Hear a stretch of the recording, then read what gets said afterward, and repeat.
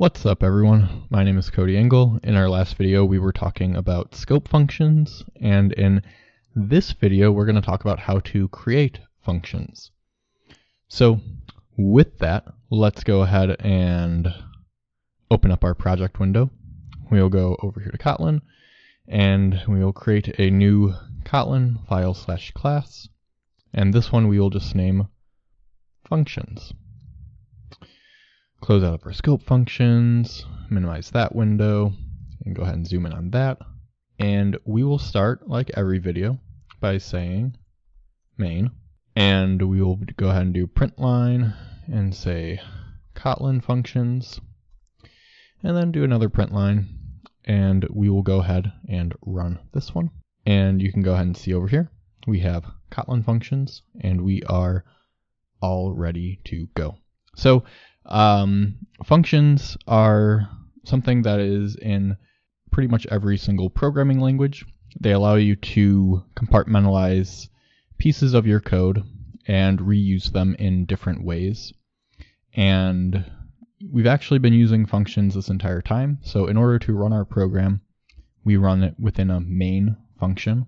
And this is sort of just a special function that when Kotlin, or IntelliJ rather, sees this main keyword, it gives you the ability to easily run and execute your code from the terminal.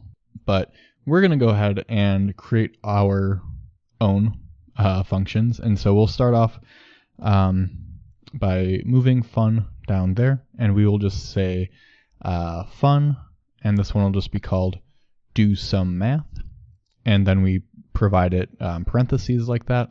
Then we give it a colon to define what the return type is. We'll call it an int. And then we will say return 0. And so if we go back into our main function, we go ahead and do print line, do some math, and then run the code. You will see over here it prints out 0. And so just to kind of walk through what this is doing, when we call do some math, and then we tell it that its return type is going to be an int, it goes through and then it looks for this return keyword, and it knows that once it sees return, the value that it passes back to the calling code will be whatever is after the return keyword. So that's why we're printing out 0. So this function, it doesn't really do a whole lot right now though. So let's go ahead and we will add what are called parameters, which allow you to pass some values in. So we'll say x, and we'll say it's an int, and then y, and we'll say that that is an int as well. And then when we do some math, we will say x plus y, and then you'll notice that we currently cannot run our code. If I try to run it, it'll say no value passed for parameter x, no value passed for parameter y. And that's because we've now given them parameters. And so in order to do some math, we will say 2 and 2. So we'll should get 4 when we go ahead and run it now. And as you can see, we get the number 4. So, this is nice. But let's say that you didn't always want to do that. Maybe you wanted to have some default that happens. So when we call do some math, maybe we just want to say if I don't pass a value in, I would like them to both be 2. And you can do that. So with Kotlin, it gives you this thing called default parameters. So if it doesn't see that you've passed a value in for it, it will just use that one instead. So if we run it, it allows us to run it. We still get 4. But let's say I want to pass in like 8 for x and run it now. I'll get the value 10. So it only uses this default parameter if it didn't already receive one. So, that's pretty cool. But there's some more things that we can do. So let's say for our do some math, we will add an operator, and that operator will be a string. And we will give it a default parameter just because I want to have the backwards compatibility if I don't pass in operator. And we'll say the string is add. So right now we're doing our return, and if you remember back to our scope functions video, or sorry, our conditionals video, where we talked about everything returns an expression and all of that, we're going to use the when, the when keyword, and we're just going to say when operator, and then within this we're going to say when it is equal to add, we will do x plus y, and then you'll see it highlights right here that when expression must be exhaustive, add the necessary else branch. And the reason why it's doing that is because we're returning a value here, and if we pass in something other than add, we need to provide some other default functionality. So we'll say else. If we don't get what we're looking for, we'll pass in, or we'll return 0. So we run it again and we get 10, and then just to kind of show you, like let's say we do 8, 5, and subtract. If we go ahead and run it, you'll notice that we get 0, and that's because we've hit the else and we didn't have subtract in there. So let's go ahead, let's flesh this out more. Let's say we want to have subtract, and that would look like x minus y.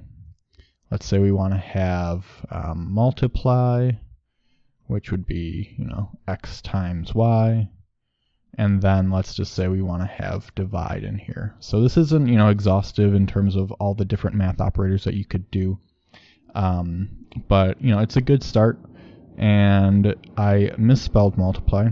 So if I just hover over this, I can change it to multiply, which is a nice handy feature in IntelliJ, just this spell check functionality. So we can go ahead, run it again, and we should see that subtract now works. So 8 minus 5, we get 3 as our result. So cool, that is working for us.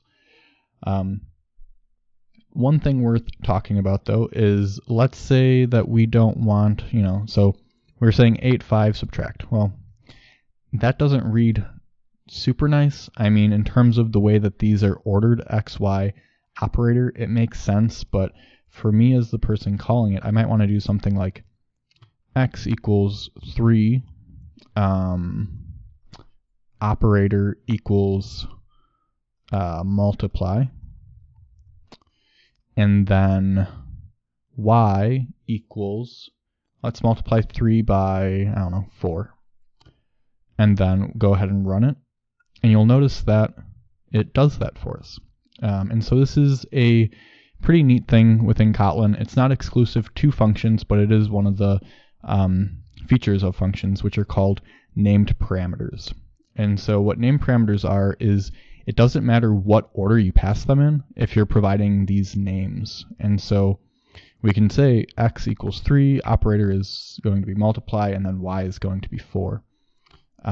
Likewise, over here, we had to pass them in that order because we did not specify the names. In a lot of programming languages, the only thing that you have is what is right here, what is highlighted, is, you have to pass them in order, and if you wanted to change them, you would have to create your own second function.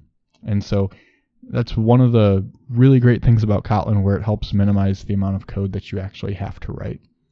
But let's say, getting out of this world where we are returning values in the sense, let's say that we want to do a function that all it does is just something else for us. So let's say that I want to do fun print extra line.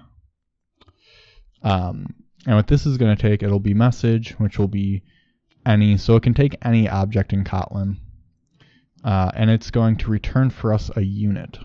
And what unit is, if you remember in a previous video when we talked about it, it's just essentially nothing.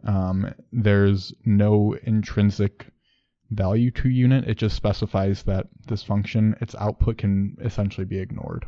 So what we're going to do with print extra line is we're going to do print line, and then we are going to say message, and then we will say print line just to give us our extra print line value. So now that we have that, let's just we'll go ahead, we'll copy print extra line, and we'll just do that for there, and we'll do that, and then we'll delete that line, and then so now we just have a total of 3 lines in our main function. We can go ahead and run it. Then you can see it gives us that extra print line. We only have to call print extra line as opposed to calling print line twice, how we have been in many of the videos that we've been doing. So that is mostly it. One other thing that I do want to call out though is you'll see right here that unit is grayed out. So if it'll say, you can remove explicit type specification. So we can do that, and then we can run our code again. You can see it still runs. And that is because if you're going to return unit, you don't have to specify unit. So if you're ever looking at code and you see unit, that's actually going to be a little bit strange. The majority of applications that you see out there, if they're not going to return any special value and it's just going to return unit, you just omit it and you don't worry about it. All right, and so with that is really about all I need to talk about for functions. So thank you so much for watching. If you enjoyed this video, be sure to give it a thumbs up. If you want to, catch all the upcoming Kotlin tutorials that I'm putting out, please be sure to subscribe and click the notification bell so you can get push notifications every time I upload a new Kotlin tutorial. And if you have any questions, be sure to leave a comment. More than happy to respond. But otherwise, like always, thank you so much for watching, and I will see you in the next one.